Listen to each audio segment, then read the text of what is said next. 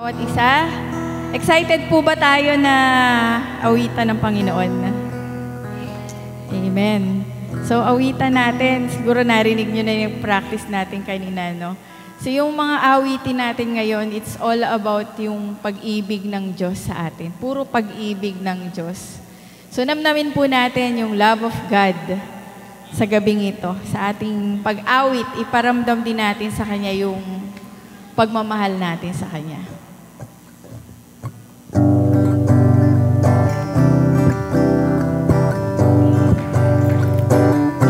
First of all, pag-pray muna pala tayo. Nakalimutan ko, sorry. Let us pray po.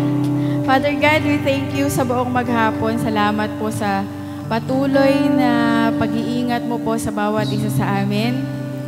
Panginoon, kung may nasumpungan ka po na kasalanan sa puso at isipan namin, patawarin mo po kami, Panginoon, at pakalinisin mo po kami sa pamamagitan ng iyong banal na dugo.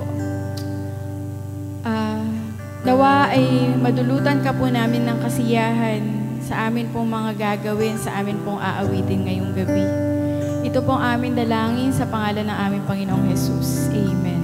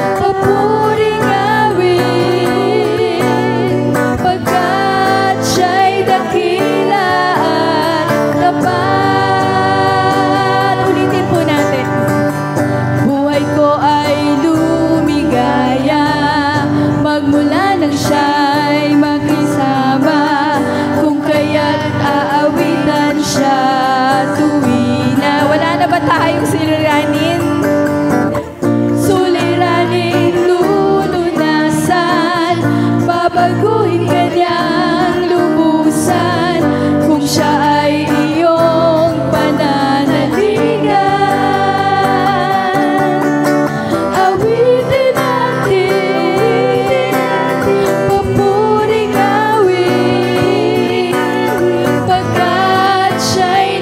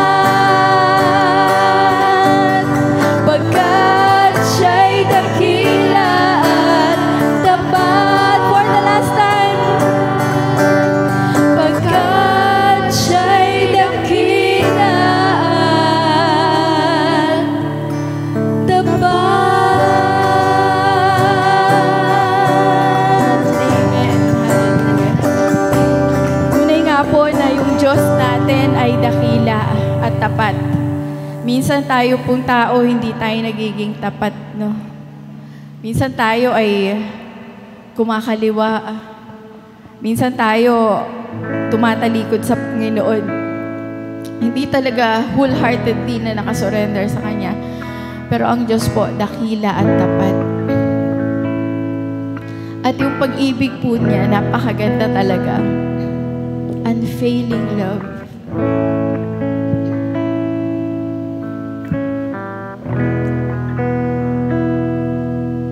Ito po yung nangyari sa Kanya. Pero, alam niya naman na mangyayari sa Kanya yan eh. Pero, tinuloy pa rin niya kasi yung sobrang pag-ibig niya sa atin, sobrang pagmamahal niya na kay ganda. Hinabak at tinawanan, ngunit hindi ka lumaban. Pagkat laman ang isip mo, lubos na kaligtasan ko. Once again, hinabak at tinayaan, ngunit hindi ka lumaban. Pagkat laman ang isip mo, lubos na kaligtasan ko. Pag-ibig mong kay ganda, sa iyong krus ibinuhos. O Jesus, inalay mo. Pag-ibig mong kay ganda,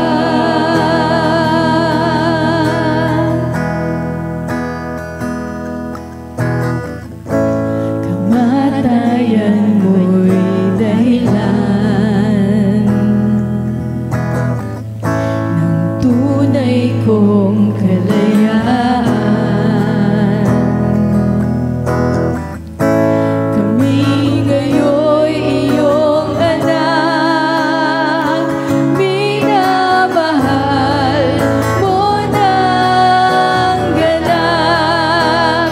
Pag-ibig mong kay ganda, sa iyong krus ibinuhos. O Jesus, inalay mo. Pag-ibig mong kay ganda. Ulitin po natin mula sa umpisa. Hinabak at tinawanan, yes Lord, ngunit hindi ka lumaban. Tiniis mo to, Lord. Pagkat laman ang isip mo, lubos na kaligtasan ko.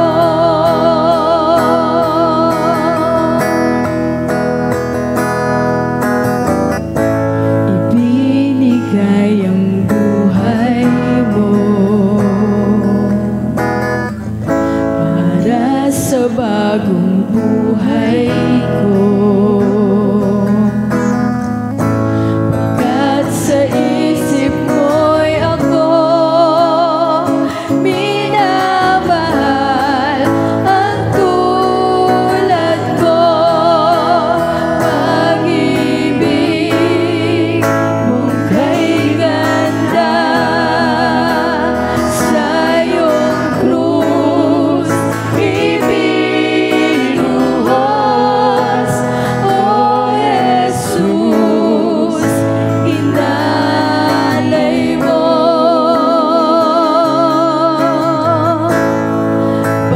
Pag-ibig mong kay ganda, pag-ibig mo kay ganda, pag-ibig mong kay ganda, sa iyong krus ibinuhos, O Jesus, inalay mo. Pag-ibig mong kay ganda, O Jesus, inalay mo. Pag-ibig mong kay ganda, O Jesus, inalay mo. Pag-ibig mong kay ganda,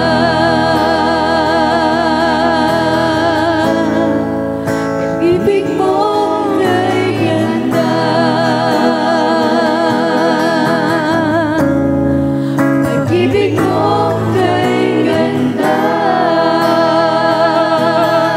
O Diyos, pag-ibig mo kay ganda, dakila ka, Panginoon, purihin ka, purihin ka, purihin ka,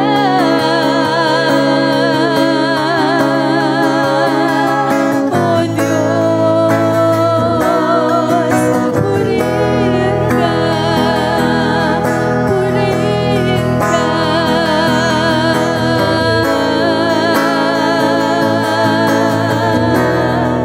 Pag-ibig mong kay ganda,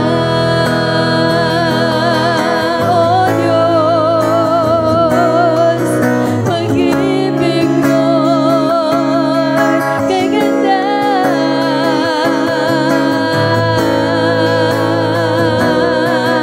O Diyos.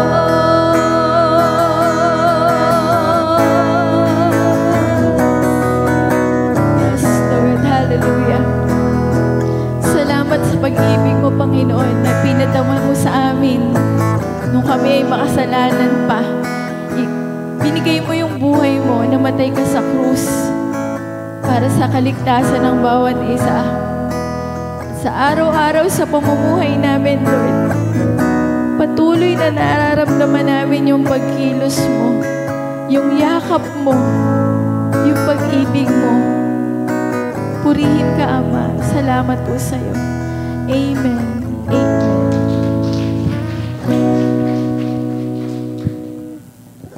Pumakaupo na po ang bawat isa.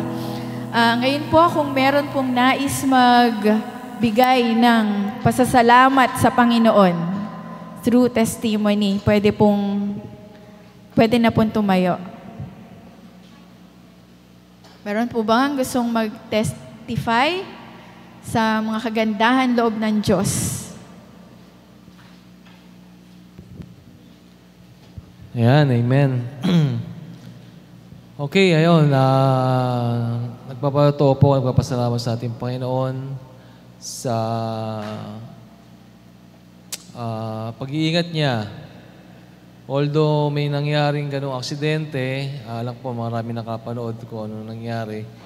Ay, ito po ko ngayon. Ayan, wala namang gasgas o walang pilay. Even po yung motor, wala naman pong naging damage.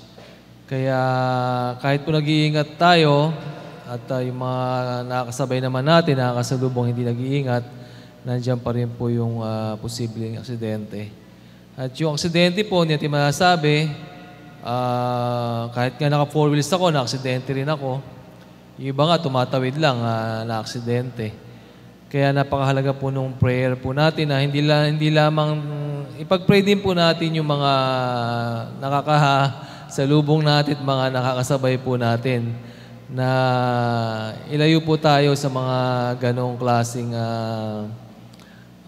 mga driver o mga tao na hindi, masabi natin hindi talaga nag-iingat o nakakadamay pa po ng mga nag-iingat.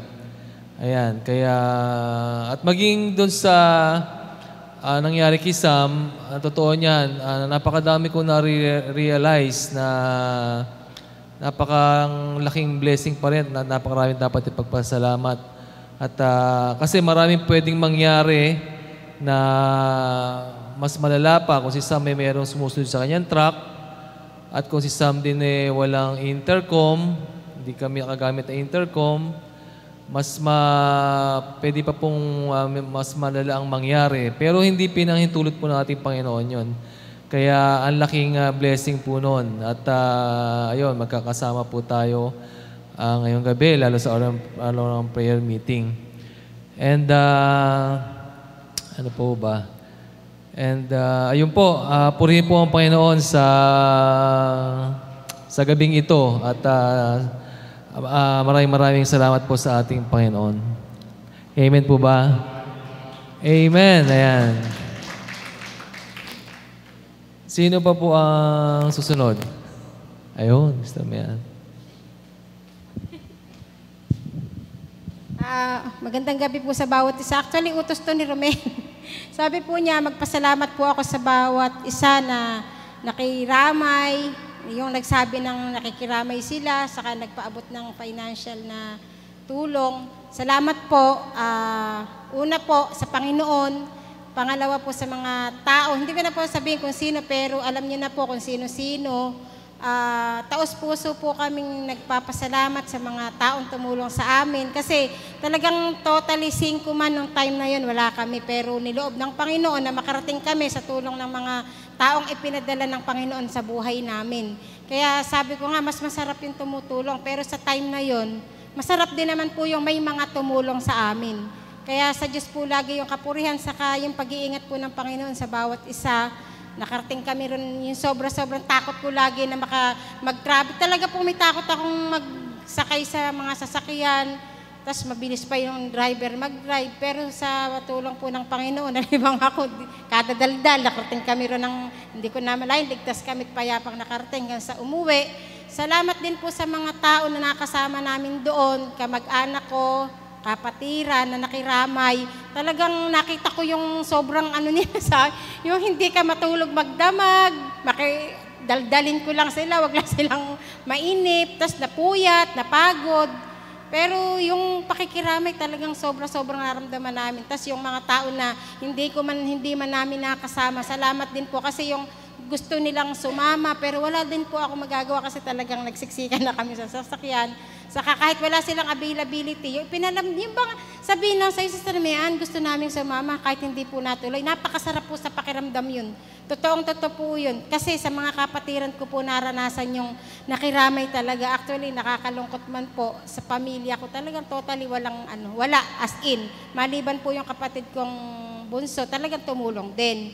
Pero yung salita po talaga na nakikiramay, kami sa inyo, nakikisimpatya, yun po talaga yung napakahalagang bagay pala sa mga pagkakataon na ganoon. Salamat po sa mga kapatid na sumama talaga. Yung hirap nila, nakita ko talaga yung puyat. Ako ayoko mapupuyat. Huwag mo akong pupuyatin, di baling gutumin mo ako, huwag mo akong pupuyatin. Yung mga kasi walang kasalanan sa akin, pag napuyat ako, nagkakaroon kayo ng kasalanan bigla. Pero sa tulong po ng Panginoon, sa lakas na binigay sa kanila, sa katyagaan, salamat po sa mga kapatid at higit sa Panginoon sa nila sa amin, pakikisama. Saka yung provision po ng Lord sa araw-araw ng pangangailangan.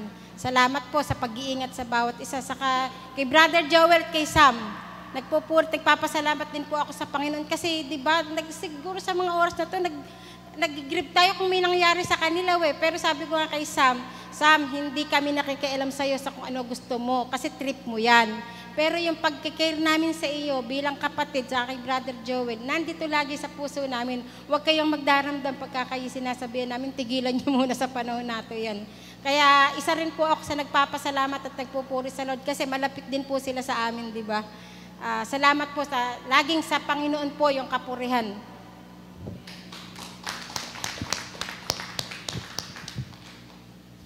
Meron pa po ba? Parang nung last week, meron pang na hintuan. Natatayo pa sana, kaya lang masyadong mahaba na. Meron pa po bang hahabol?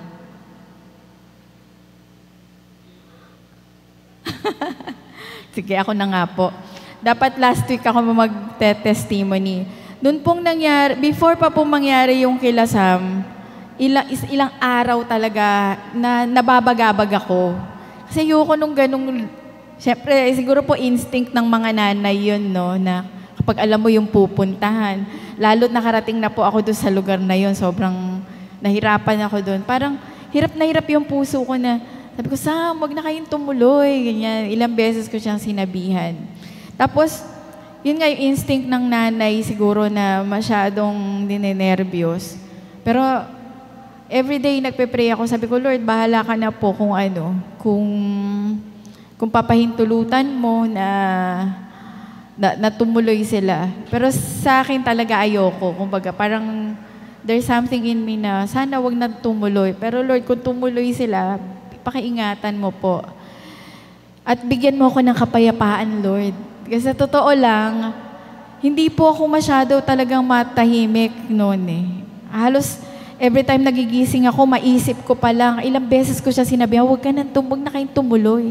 Kahit si Nelson sinasabihan ko, sabihan mo nga yung anak mo, huwag na tumuloy, ganyan. But then, tumuloy sila. So yung prayer naman namin, kasama nila.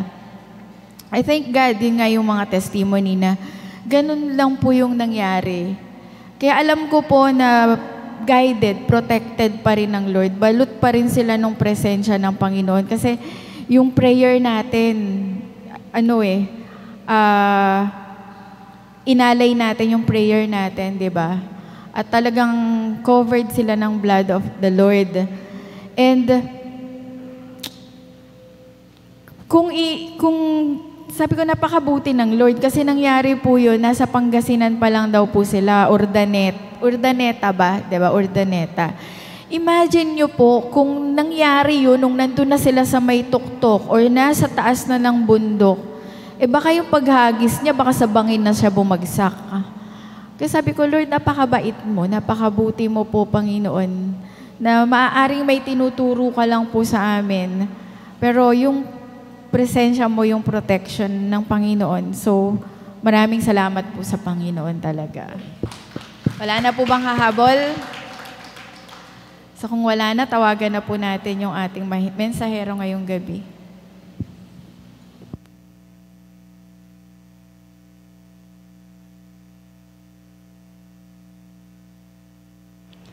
Magandang gabi po. Ako din po may testimony bago po ako mag-start. Kasi po kagabi, 2 araw na po hindi nakatulog kasi masakit po yung ngipin ko. Then meron po akong diabetes kaya hindi ako makapagpabunot ng ngipin basta-basta. So ngayon po, tinitimbang ko yung sarili ko kung makapag-exhort ako. Pero nahihiya na din po ako sa nag-assign po sa akin kasi almost 3 weeks na pong hindi ako natutuloy. Ayoko naman po na umuo ko nung last week tapos hindi ako mag-exhort. So sabi ko kahit anong mangyari, kahit nilalagnat ako kagabi, sinabi ko sa Lord, hindi ako mawawala ng Wednesday. So kahit kanina inagahan ko po, nagulat pa nga si Tito Joel, nandito ako. Sabi ko, nagpapabunot po sana ako pero di natuloy. Bukas na lang po ako. Ngayon po, pag-pray nyo, sama nyo po ako sa prayer kasi medyo hindi pa po okay pakiramdam ko ngayon. And yung ngipin ko po, medyo apektado pa kumikirot pa po ngayon. Ayun po. So, tara po bago po tayo mag-start, manalangin po muna tayo. Hingin po natin yung gabay ng ating Panginoon. Ama naming Diyos na banal at makapangyarihan sa lahat, kami po yung nagpapasalamat sa iyo ngayong gabing ito dahil binigyan mo kami ng panibagong sigla. And Lord, kagaya nga ng sinabi sa mga testimony, Lord, we believe na may tinuturo ka sa amin each and every day ng aming mga buhay. Kung bakit namin nararanasan yung kasaganahan, yung mga biyaya, at yung mga pagsubok, Panginoon, kung bakit nyo ito hinahayaan. And Lord, thank you for that. Nagpapasalamat po kami. At dahil hinahayaan mo na mangyari yung mga bagay na yun, dahil pinapaalala mo sa amin na apart from you, we can do nothing. At lagi mong ipaalala sa amin na kami maruming basahan lamang sa iyong harapan at nangihingi ng iyong grasya, Panginoon, at habag sa araw-araw ng aming mga buhay. And Lord, patawarin niyo kami, Panginoon, kung may nakikita kang kasalanan, bahid ng karumihan, Panginoon, na hindi nakalulugod sa iyo. At bigyan mo kami, Panginoon, ng panibagong kagalakan sa aming mga puso upang patuloy kami makapaglingkod sa iyo, Panginoon, na may takot at may isang layunin na makapagpuri sa iyo. Ito po ang aming panalangin sa tanging pangalan ng iyong anak na si Jesus. Ang lahat po'y magsabi ng Amen. So yun po, magandang gabi po sa bawat isa. Bago po tayo mag-start, may tanong po ako sa inyo. Ano po ba ibig sabihin sa atin pag narinig natin yung salitang grace or grasya? Anyone po, may alam po ba kung anong ibig sabihin ng grace? So wala po siguro. So pag po sinabing grace or awa or habag ng Diyos o grasya, ito yung mga bagay na provision na binibigay sa atin ng Panginoon na hindi man tayo karapat-dapat, pero binigyan pa rin niya tayo. For example po, may nagbigay sa atin ng mamahaling bagay. Kaya po ba tayo binigyan ng bagay na yun? Is deserving po ba tayo? Of course, hindi po. Lalong-lalo na kung sa raffle natin na panalunan yun. Hindi naman tayo background check sa isang raffle entry. Tapos sabihin, eto, mahirap to, kailangan bigyan to. No. Ang pagbibigay po ng Panginoon, o kagaya ng isang raffle, ay kapag natanggap mo yun, ano man estado mo sa buhay, pwede kang manalo ng raffle, tama po ba? So, ganun din yung pag-ibig ng Diyos. Kaya po pinamagatan ko itong irresistible grace.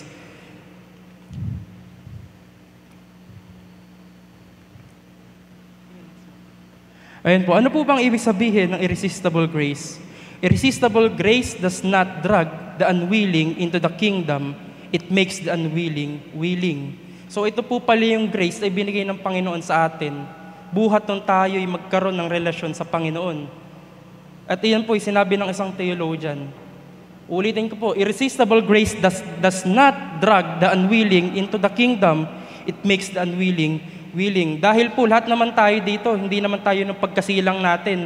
Agad-agad na born again na po tayo. Amen? Wala pong pinanganak dito sa mundong ito na kinonfess niya agad na I am a Christian, born again ako.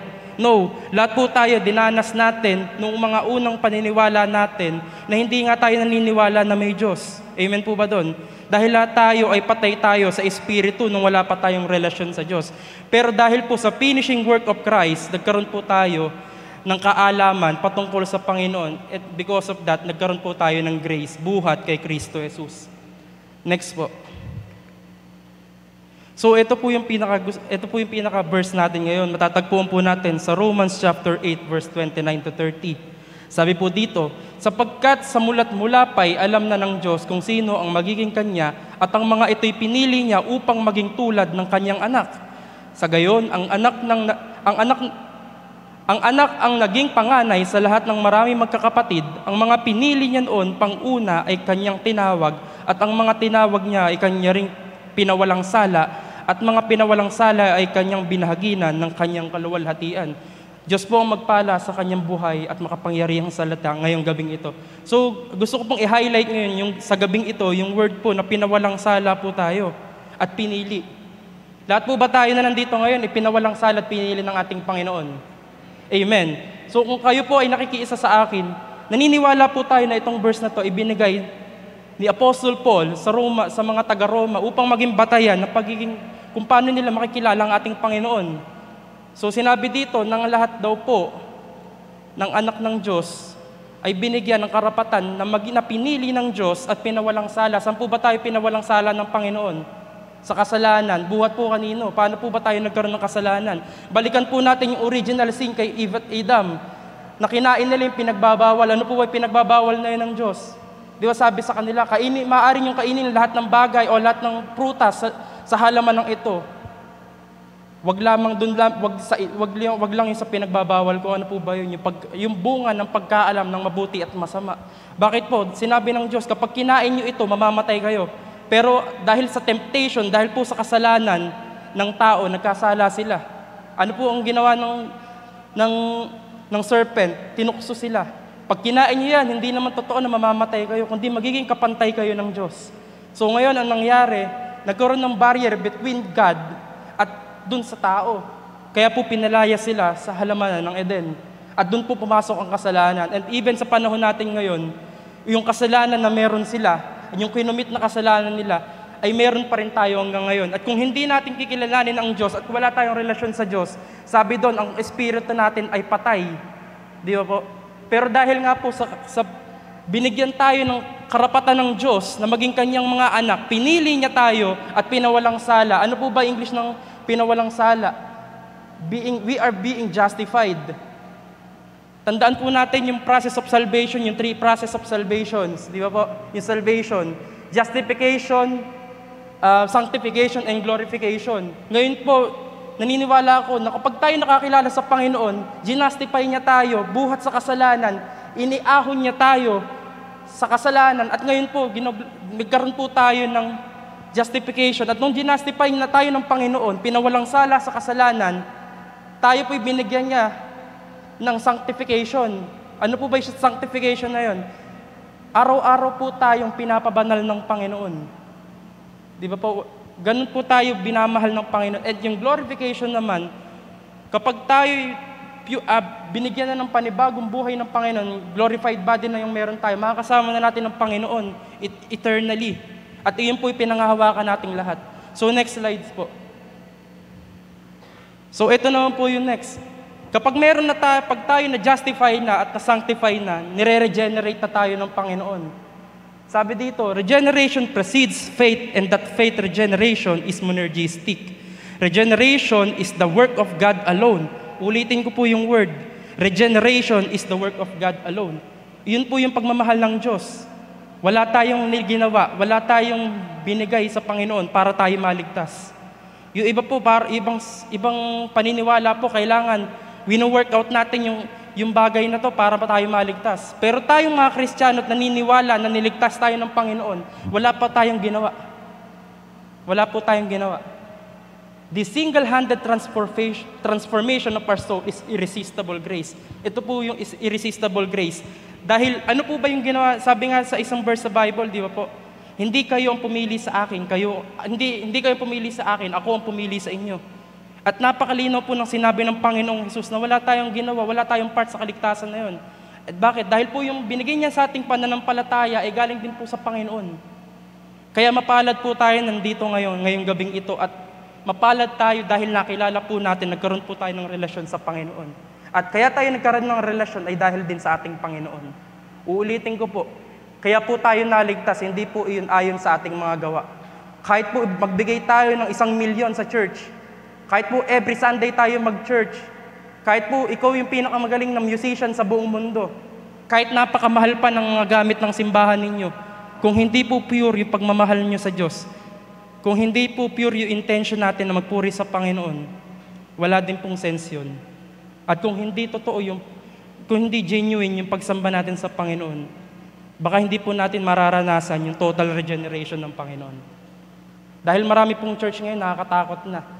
Ang dami na po nilang nililigaw na landas. Maraming pastor ngayon naliligaw na ng landas. Maraming pastor ngayon self-entitled na. Why? Maraming pastor ngayon nakalagay na sa mga pangalan nila, dinutugtong na nila apostol. Nakakalungkot po. Nakakalungkot po. Dahil sa panahon natin ngayon, kung titingnan po natin, tapos na po ang Bible. Tapos na po ang generation ng mga apostles. Pero marami pa rin pong tao, marami pong mga tao na inaabuso pa rin kung ano yung nakasulat sa Bible. At yun po yung nakakalungkot.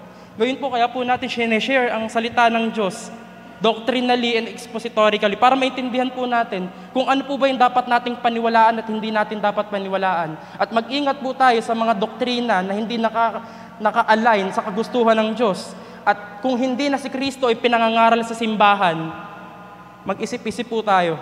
At dapat mag-stand tayo sa katotohanan, ang salita ng Diyos at si Kristo dapat ang mahayag sa pulpito. Di ba po? So next po.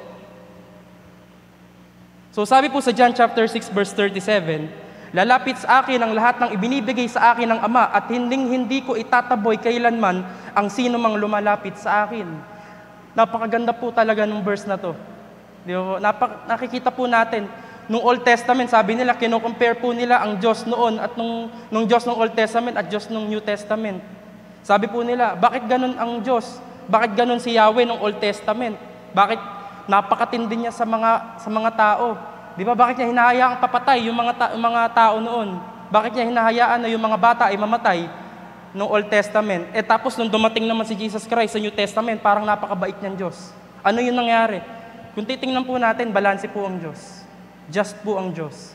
Hindi po nagbago ang Panginoon natin noon at yung Panginoon natin na sinasamba ngayon. Iisa lang po siyang Diyos. Uulitin ko po, kung sino po yung Diyos na nalapitan ng mga Israelites noon, ay same Jesus Christ na tinatawagan natin ngayon. Bakit ko po nasabi? Nung Old Testament po, hinahayaan ng Diyos na mangyari sa kanila yung mga bagay na yun dahil sa katigasan ng ulo. Pero nakita natin nung Old Testament, kahit hinayaan ng Lord na yung 40 days ay maging 40 years, pero makita natin yung provision ng Diyos. Pag gabi may may mga fire na pillars of fire para magbigay sa kanilang sa kanila ng init kapag madaling araw o gabi. Meron namang pillars of cloud kapag dumarating naman yung araw. At binibigyan sila ng mana tsaka ng pugo po ba yan? Binibigay sa kanilang Panginoon para hindi sila magutom. Pag kailangan nila ng tubig, gagawa ng paraan ang Panginoon sa pamamagitan ni Moses para magkaroon sila ng tubig. Hindi sila pinabayaan ng Diyos, and yet may tinuturo lang sa kanila ang Diyos para makita nila ng kahalagahan ng paglilingkod sa Diyos at pagtitiwala sa Panginoon. Ganon din po sa New Testament. Kung akala natin na ang Diyos lang ay hindi nagagalit, kung hindi siya gentle, kind of God siya, pero titingnan din po natin, ilang beses din pong nagalit ang Panginoon sa mga alagad. Sinabihan din sila ng Panginoon na napakalit naman ang inyong pananampalataya.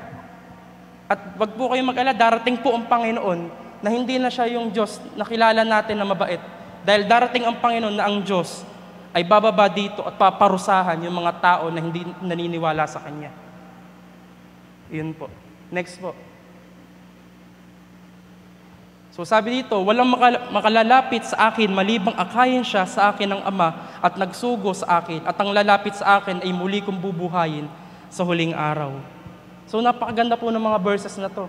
Imagine po natin, lahat pala ng tao na may relasyon sa Diyos, lahat po ng binigyan ng karapatan ng Ama, di ba po, na nagsugo kay Jesus Christ, ang lahat po pala ng lalapit sa ating Panginoong Yesus ay bubuhayin niya sa huling araw. At sino po ba yung bubuhayin na yon? Tayo pong lahat yon. Di ba? Sabi po sa Bible, di ba, itinakda sa tao na minsan lamang mamamatay at pagkatapos na ipaghuhukom. Doon sa mga taong walang relasyon sa Diyos, 2 beses po silang mamamatay.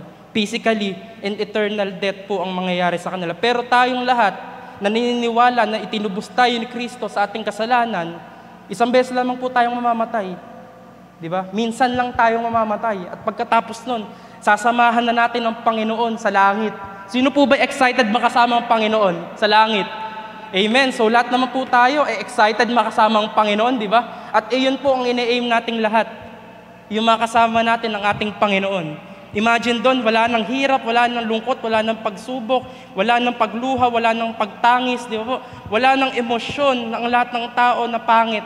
Lahat ng mangyayari sa tao doon ay puro kagalakan, puro kasiyahan, dahil kasama na natin ang ating Panginoon. Di ba po? At napakaganda po, di ba? At ang lalapit sa akin ay muli kong bubuhayin sa huling araw. Hindi ko na po kailangan i-explain pa to dahil ito palang verse na to, literal na sinasabi na ang Diyos natin ay napakabuti. Amen po ba doon? Dahil ang lahat ng lalapit sa akin ay muli kong bubuhayin sa huling araw. So next po. So sabi na po sa Ephesians chapter 2 verse 8 to 9, sapagkat dahil sa kagandahang loob ng Diyos, kayo ay naligtas sa pamamagitan ng pananampalataya at ang kaligtasang ito ay kaloob ng Diyos at hindi sa pamamagitan ng inyong sarili. Hindi ito bunga ng inyong mga gawa kaya't walang dapat ipagmalaki ang sinuman. Ulitin ko po kagaya kanina, di ba po nung sinabi ko, na marami pong mga churches na tinuturo ka para maligtas ka, gumawa ka ng mabuti. Pero tinuturo pa ng Panginoon, hindi natin kailangan gumawa ng mabuti para tayo maligtas. Bakit po? Sinabi ng Panginoon, walang matuwid kahit isa.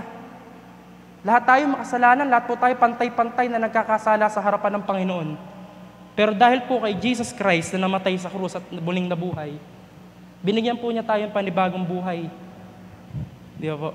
Patay po tayo sa Espiritu, pero binuhay yun ni Jesus Christ yung tayo ay manampalataya sa Kanya. At ulitin ko po, yung pananampalataya na yun ay galing din po sa Panginoon. Dahil tayo ay pinili niya.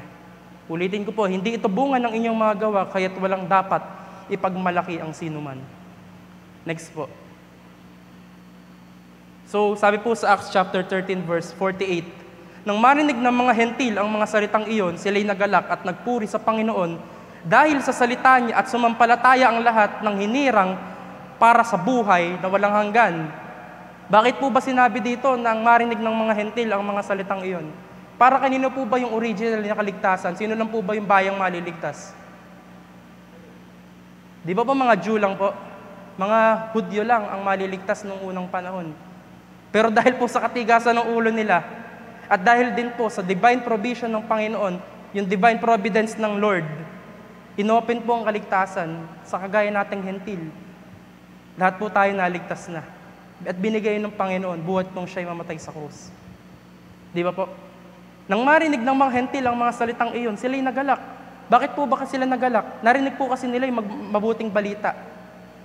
Na kung siguro sa panahon nila, o sa panahon na to, maririnig natin yung mga salita nila ng mga apostol, nila Peter. Balikan po natin yung chapter 2 ng Acts, kung ano po yung nangyari doon. Di ba po? Bumaba po yung Holy Spirit ng Acts chapter 2, na nandun sila at nagsalita sila ng iba't ibang lengguwahe.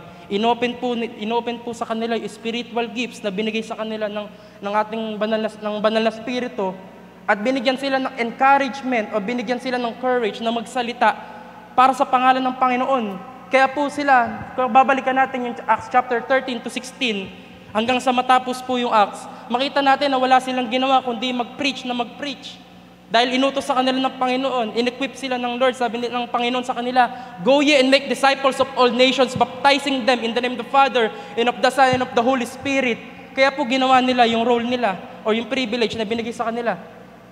At marami pong tao ang naligtas. At marami po, sabi nga po dun sa isang verse, at maraming tao ang nabilang sa kanila, sa mga ligtas. At kung babalikan po natin, dun po tinawag, sa Acts po tinawag yung word na saints, o mga banal. At sabihin niyo po sa sarili niyo, kasama ako sa mga banal, kasama ako sa mga santo. At hindi na natin kailangan pang mamatay at maghintay na tayo i-proclaim na saints. No. Dahil sinabi po yung word na saints dun sa mga tao na naglilingkod kay Kristo. At dahil tayo po'y naglilingkod kay Kristo, may karapatan po tayong tawaging mga santo. Amen po ba doon? Hindi na po natin kailangan mamatay pa para tawagin santo at hintayin na tayo ay ma-proclaim na saints. No. If we are justified by Christ, lahat po tayo saints dito. Dito pa lang sa lupa, banal na po tayo. Santo na po tayo. And yet, sabihin niyo po sa akin, nagkakasala pa rin ako kaya di ako dapat tawagin santo. Ang sinasabi pong perfection sa Bible, hindi po yung perfectong buhay na wala ng kasalanan. No. Ang sinasabi pong perfection sa Bible, kahit tingnan niyo po sa Greek, ang ibig sabihin po ng perfection sa Bible ay pinapaging banal. Ibig sabihin, slowly at may kasampung process. Di ba po? Hindi po instant yan na pag isang blink lang ng mata o pagpitik lang ng kamay, ano ka na? Banal ka na, santo ka na. No. Process po yan. Unti-unti po tayong binapaging banal ng Panginoon hanggang siya po ay dumating. At doon po tayo magiging perfect kapag nasa langit na po tayo. Dahil ang mundo pong ito, hindi perfecto. Lahat po ng kasalanan, lahat ng uri ng pagkakamali, lahat ng uri ng spot, nandito po sa mundong ito. And even ang demonyo, ang satanas ay nandito po sa mundo na to. Kaya wag po nating hanapin yung perfection sa katabi natin. Wag po nating hanapin yung mga bagay na wala yung kapwa natin. Dahil lahat po tayo dito nagkakasala sa Panginoon. Kaya wag mong tingnan yung katabi mo na mas makasalanan yan kaysa sa'yo. No. Tingnan po natin lagi sarili natin na mas makasalanan ako sa lahat ng tao na kilala ko. Di ba po? Bakit po? Kanino po ba tayo humingi ng kalakasan? Wala pong iba kundi sa ating Panginoong Jesus. Uulitin ko po, sabi dito, nang narinig ng mga hentil ang mga salitang iyon, tayo po yun, yung mga hentil na yun. Kasama po tayo sa hentil. Sila'y nagalak at nagpuri sa Panginoon dahil sa salita niya at sumampalataya ang lahat ng hinirang para sa buhay na walang hanggan. Babalikan ko po yung verse. Nung tayo po ba ay walang pagkakilala sa Panginoon, meron po ba nag-encourage sa atin?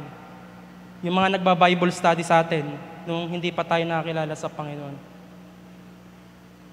Nasabi na po ba natin sa kanila na maraming salamat? Kung hindi dahil sa inyo, hindi ako nakakilala sa Panginoon. At kung hindi man sila yung gagamitin ng Panginoon, naniniwala ko, may ibang tao pa rin gagamitin para makakilala kayo sa Panginoon.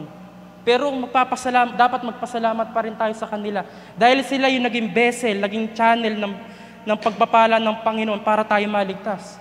At doon pa lang sa bagay na yon, hindi na natin kailangan ng material na bagay. Dahil doon pa lang po nakakilala tayo sa Panginoon. Yun na po yung pinakamagandang miracle na ginawa ng Panginoon sa bawat isa. Noon nakakilala tayo sa Panginoon. Amen po ba doon? At iyon na po yung greatest miracle na binigay ng Diyos sa panahon natin ngayon. Dahil ang daming tao naghanap ng miracle, ng kaligayahan sa mundong ito.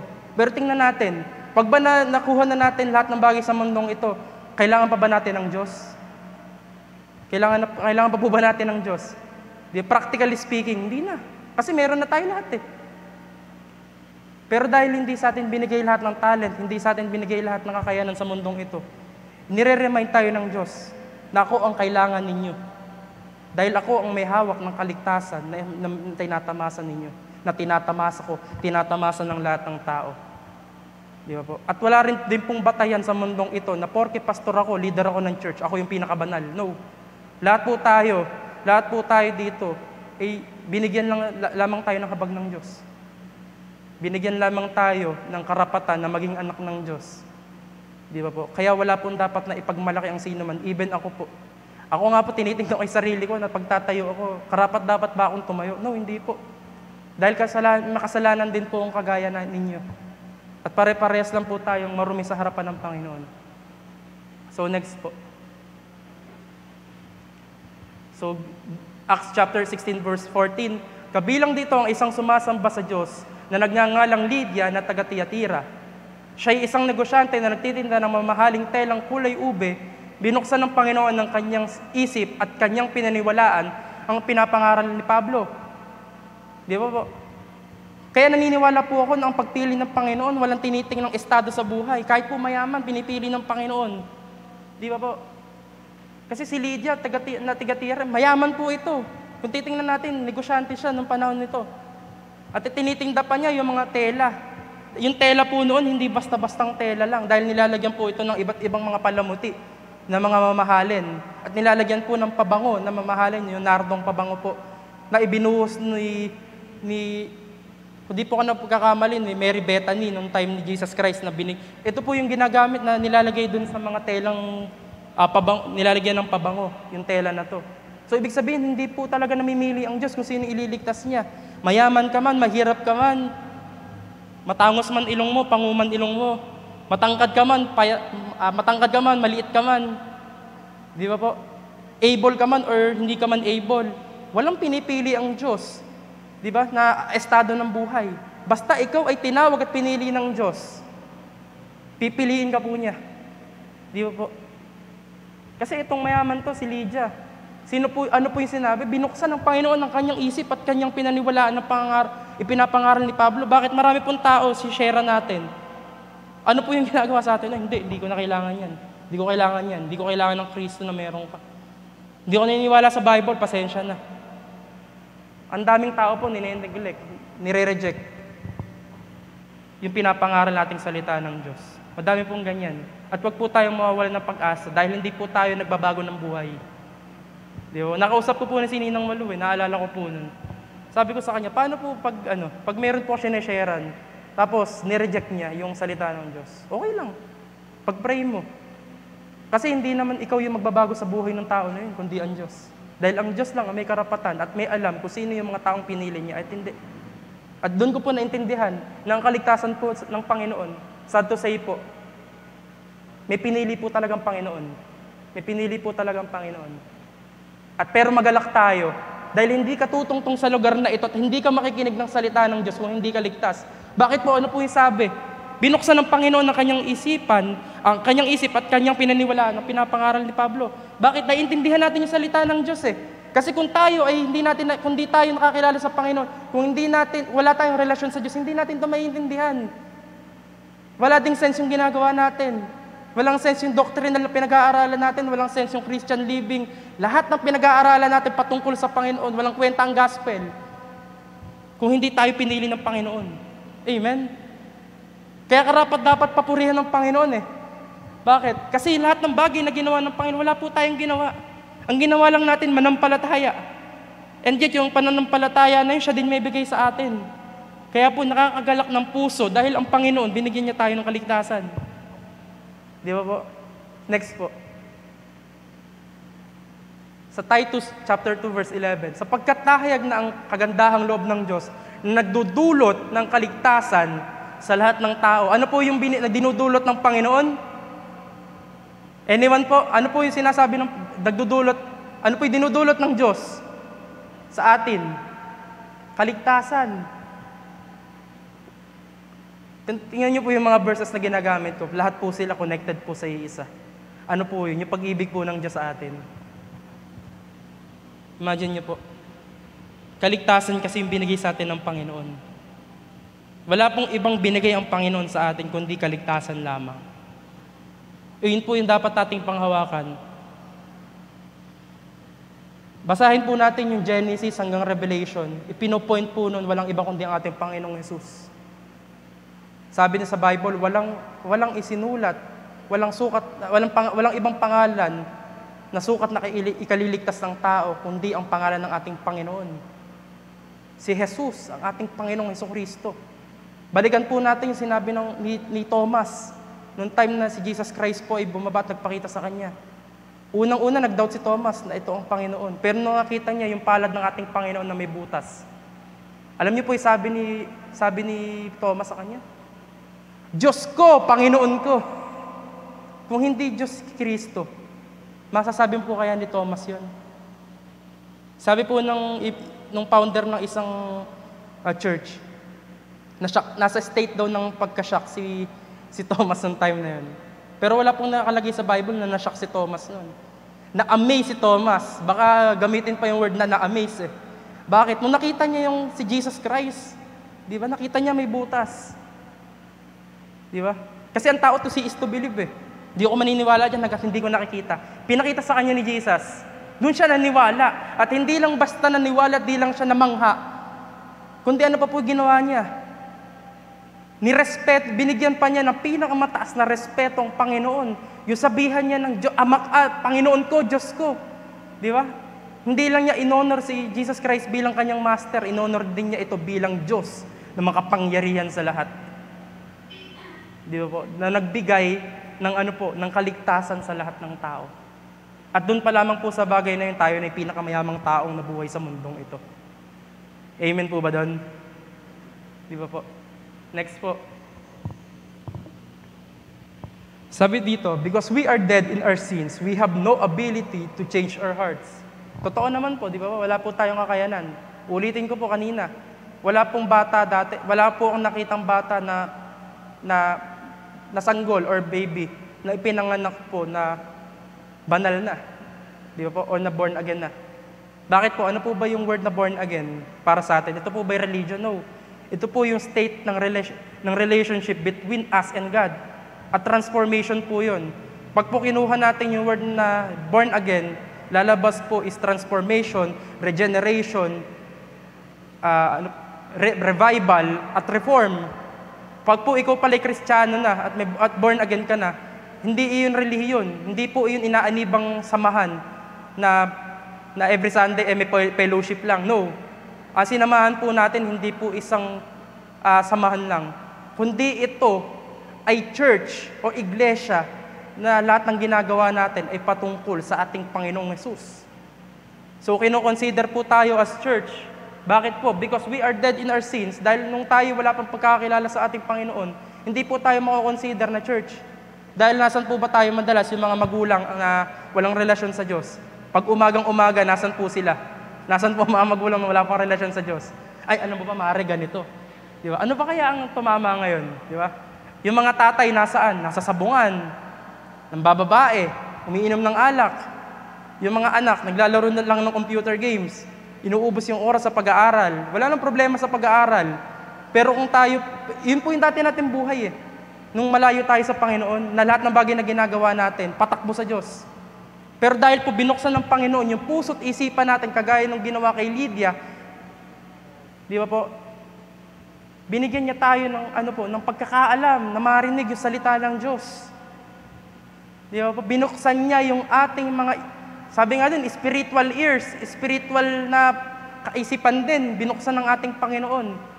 Bakit po? Kagaya nung ginawa ng Panginoon sa Old Testament, kabaliktaran po ng binuksan sa mga hari noong time ng Old Testament. Hinayaan po ng Diyos na pinatigas ng Diyos yung puso ng parao. Bakit?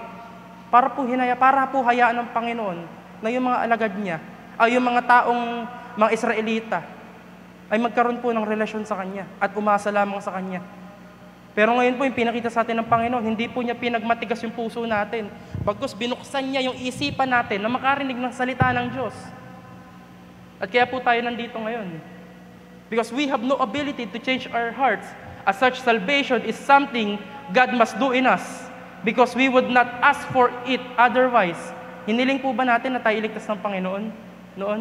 Hindi po, di ba? Kusa na po sa ating dumating yung salvation. Di ba po? Dahil nung una pa lang, nung dumating po yung Bible study sa atin, hindi naman po ora mismo dumating yung Bible study na yun. Minsan, tinataguan pa nga natin pag may Bible study sa kapitbahay natin eh. Di ba po? Pag, nandiyan na ikaw yung mga born again, yung mga hallelujah, hallelujah na yan. Tatakbuhan pa natin yun, di ba po? Pero nung narinig natin yung Word of God, na-open po tayong lahat. Na ito palang tinataguan ko noon. Di ba, marami pa nga. May nag-testimony dito. Dati, naririnig ko pa lang yung mga na yan. Ayoko na nung mga born again na yan. Naalala ko yung lolo ko dati, bago mamatay. Kwento ni mama, pag darating na sila pastora, tsaka sila Ninang Malu, sisipain na niya ngayon yung pinto ng kwarto niya dahil ayaw niya pumupunta doon yung mga born again na yan. Pero bago siya mawalan ng buhay, naniniwala po, tinanggap niya yung Panginoon. At sinabi niya sa amin, na yung dating tinatakbuhan ko ng mga tao, sila pala yung magbibigay sa akin dun sa buhay na walang hanggan sa pamamagitan ni Kristo. Di ba po? Kaya yung tinatakbuhan natin dati, di ba? Tinatakbuhan lang natin yung mga Bible study na yan. Pero yan po pala yung magiging paraan para tayo makakilala sa Panginoon, para tayo maligtas. Di ba po? At ngayon, binigyan tayo ng rule ng Panginoon. Natatapos po ba doon yung kaligtasan ng Panginoon? No. May sinabi naman doon na kailangan work out our salvation with fear and trembling. Dahil po, yun po bang word na yun para sa nawawala ang kaligtasan? No. Hindi po. Yun po yung role natin bilang mga Kristiyano. Yung i-workout, lumabas kayo ng church. Ihayag ninyo yung salita ng Diyos. Sa lahat ng dako, huwag niyong hayaan na mamatay. Yung fire o pag-ibig ng Diyos sa inyo, na binigay sa inyo, may nakakita man o wala. Hindi po yung tungkol sa nawawala ang kaligtasan. Pero bilang Kristiyano ka, nakarinig ka ng salita ng Diyos, i-share mo naman sa iba. Kagaya po sinabi ni Apostle Paul kay Timothy, nung siya'y malapit nang mamatay. Di ba? Sabi doon, huwag mong hayaan na hamakin ka naman dahil sa iyong kabataan. At kung aakyat po tayo doon sa verse na sinabi ni Apostle Paul, kaya niya binigyan si Timothy ng encouragement para naman hindi mawala yung fire na binigay sa kanya ng Panginoon. Para siya naman yung maghahayag ng salita ng Diyos at ibibigay naman niya doon sa mga tao na mag-share din sa iba. Ang galing po ni Apostle Paul para silang nagne-networking. Mag-share ka sa iba, si-sharean kita Timothy. Ngayon, i-share mo naman doon sa iba na makikilala mo na meron talagang pagkakakilala sa Panginoon. At para i-share naman nila yung salita ng Diyos sa ibang tao. Ngayon, kung makakarinig sila at di nila tanggapin yung salita ng Diyos, hindi na tayo may kasalanan nun. Sila ang tumanggi sa Diyos, hindi tayo. Wala tayong accountability sa Panginoon sa bagay na yun. Bakit? Ibinigay po natin yung role natin. At ang Diyos po ang babago kung sila po ay tatanggapin ng Panginoon bilang kanyang mga anak. Kaya po yung sinner's prayer po, sorry po yung prayer of acceptance. Hindi po ako naniniwala sa prayer of acceptance. Why po? Kasi po wala pong taong may kakayanan na tanggapin ng Panginoon. Malinaw po na sinabi dito, hindi tayo yung pumili sa Panginoon. Ang Diyos ang pumili sa atin. Kaya po baguhin po, kung maaari po baguhin natin yung prayer natin. Na tayo humingi ng Panginoon, tanggapin niyo po ako bilang inyong anak. Hindi, mali po yung salitang tinatanggap po kita bilang Diyos at tagapagligtas. Dahil wala tayong kakayanan tanggapin ng Panginoon. Dahil tayo makasalanan. Di ba po? Kaya po, ngayon po, kung tayo mag-share ng Word of God, Panginoon, kung maaari po, tanggapin niyo po ako bilang inyong anak. Nawa po ay datnan po ako ng kaligtasan na nagbabago ng buhay at nagbabago ng buhat sa kawalan. Di ba po? At nawa po magkaroon po ako ng kaligtasan na nagmumula sa iyo. Dahil ako po'y makasalanan, ako po'y nangangailangan ng kaligtasan ninyo. And that's the prayer po na kailangan nating maunawaan ngayong gabing ito. Na tayo po ang nangangailangan ng Diyos, hindi po tayo kailangan ng Diyos. Siya po ang pumili sa atin, hindi tayo ang pumili sa Kanya.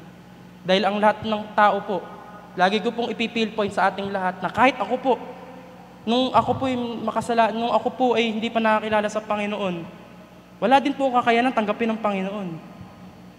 Pero buhat nung binuksan ng Panginoon yung kaisipan ko, kagaya ng ginawa kay Lydia, lahat tayo binuksan ng Panginoon yung kaisipan. At hindi po ngayon lang natatapos yung pagre-reform sa atin ng Panginoon. And each and every day ng buhay natin, hanggat tayo ay nabubuhay sa mundong ito, binabago po tayo ng Panginoon. Amen po ba doon? Mari po papalakpakan natin ng Panginoon. Sige po, next po. Iyan po yung mga, ano po ba yan? Yung mga bagay na yan. Iyan po yung mga bagay na nagpalayo sa atin sa Diyos. Di ba po? Ano po ba yung mga nandyan? Pride. Kagaya natin, nakita natin, mga sineselebrate pa yan, yung Pride Month. And yung pride po, alam niyo po ba ang pride? Ayaw po ng Diyos sa pride. Why? Dahil pag po start ng pride, kagaya po na sinabi ko sa devotion ng music team, pag sinabi pong pride, ibig sabihin kasunod po niya rebellion. Bakit po? Ano po ba nangyari kay Satan? Kay Lucifer? Di ba proud siya sa sarili niya? Na kasing taas, magtatayo ko ng kasing taas ng sa kalangitan, di ba po? Nire-repair po doon sa King of Babylon. Na magtatayo ako ng isang trono sa kalangitan.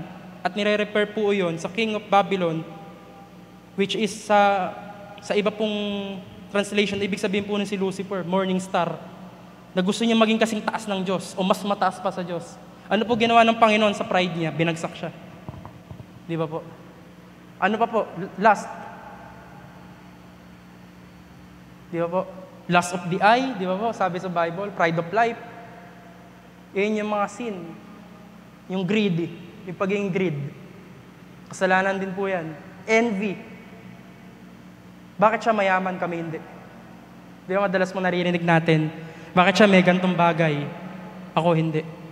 Yung slut po, ano po ba ibig sabihin yan? Pag sinabing slut, yan po ba, katamaran po ba yun pag slut? Tinamaan ako Katamaran. Kasalanan din po pala yan. Yung wrath. Di ba po? Yun yung parang labis-labis na galit, di ba po? Tatamaan din po yata ako sa lust. Gluttony, di ba? Tatamaan din ako. Pero lahat po ng yan, kasalanan sa harapan ng Panginoon. Yun po yung, alam niyo po, dalawang klase ang sin sa Bible. Sin of commission and sin of omission. Narinig niyo na po ba yun? Yung sin of commission and sin of omission. Pag sinabi pong sin of commission, ito po yung mga bagay na mali na ginawa natin. Ito po na nakomit natin. For example, huwag kang papatay, nakapatay ka. Commission po yun, sin of commission. Kasi alam mong mali, nagawa mo. Ano naman po yung sin of omission? Ito po yung maraming bagay na nagagawa ng Kristiyano. Yung alam mo ng tama, pero hindi mo ginawa. Yun po yung sin of omission. Ano po yung utos ng Diyos? Di ba po? Ano po yung utos ng Diyos? Yung Great Commission, go ye and make disciples of all nations. Di ba po? Pero marami po bang Kristiyano nagagawa yung Great Commission ng Panginoon? Hindi. Yun lang mahalin mo yung love your neighbor, di ba? Namamahal mo pa, hindi, ayoko mahalin yan. Ganyan ugali niya, chinichismis ako niyan Doon pa lang sa bagay na yan, sin of omission na yan. Kasi alam mo, dapat mong gawin, pero di mo ginawa. And then doon sa bagay na to, marami pong tao nagtatalo dito. For example, may maling doktrina yung kapwa mo, yung church member mo. At nagkukos na yun ng division sa church. Hahayaan lang po ba natin na mangyari yun? Pag hindi po natin kinorek yung tao na yun, makukomit po natin ang sin of omission. Dahil alam nating mali, pero hindi natin tinama yung kapwa natin.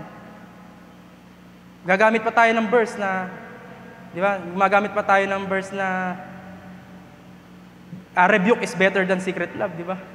Pero madalas, kinocommit natin yung sin of omission na dapat nating tingnan na kapag tama, dapat tama, gawin natin.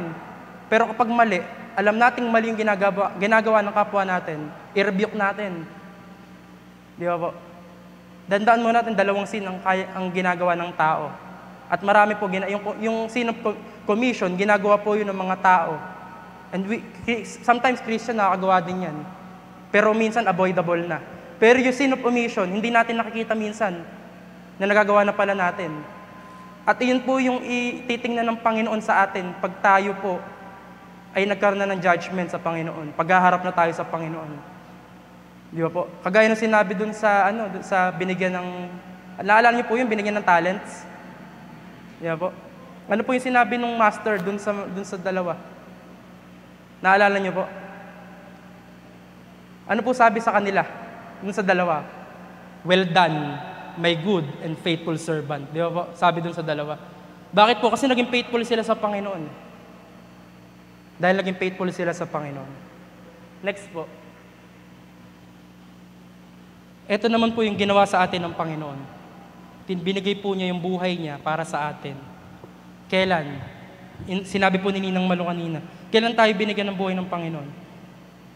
Nung tayo ay makasalanan pa. So ngayon po, gusto ko pong ma-realize natin, mag-reflect tayo sa kagandahan binigay sa atin ng Panginoon. Binigyan po niya tayo ng buhay na walang hanggan. Di ba po? And because of His undying love sa atin, because of His death, nagkaroon tayo ng undying love, buhat kay Kristo. Di ba po? So tara po, tayo po yung manalangin. Panginoon, maraming salamat ngayong gabing ito. Because you remind us kung paano mo kami minahal, kung paano mo kami hinango sa kasalanan, kung paano mo kami niligtas. And Lord, we thank you for that. And thank you, Lord, for reminding us na kami makasalanan, Lord. At naghahangad lamang kami ng kaligtasan mo. And Lord, huwag niyo pong hayaan na mamatay yung apoy o yung fire ng pagmamahal mo sa amin. Dahil never yung nawala, kami lamang yung nagpapabaya, Panginoon. And Lord, we pray, the true revival in this church, the true reformation in this church, ay mangyayari po nawa sa iyong pangalan. At mangyayari lamang yun, Lord, kung hindi kami magre-rely sa sarili naming lakas at magre-rely kami sa salita mo. And Lord, we pray na magtayo ka pa ng mga tao, ng mga lalaki at babae, Panginoon, na titindig sa katotohanan mo, which is ang salita mo, ang Biblia, Panginoon. Na maghahayag, hindi lamang sa loob ng church na ito, kundi sa labas ng church. And Lord, hindi kami naniniwala na doon sa mga nagsasabi na siraan na kami sa barangay na to, hindi na kami dadami sa barangay na to. And Lord, nung nangyaring DBBS, Lord, naniniwala kami na marami kang ginamit, Panginoon, sa lugar na ito upang makilala ka pa ng barangay Taal, Panginoon. At gagamitin mo yung suliraning dinanas namin in the past. Yung nangyaring sorrow, yung nangyaring mourning in the past ay gagawin mong testimony kung paano mo binago, kung paano mo ni-reform ang church na ito. And Lord, we pray and we know na ikaw ang nagpapalago ng church na ito. Hindi ang aming galing, hindi ang aming talento, hindi ang yaman ng mga miyembro, Panginoon, na nagpapalago ng church na ito, kundi yung kapangyarihan, yung providence, yung divine providence mo, Panginoon, ang nagpapalago ng church na ito, O God.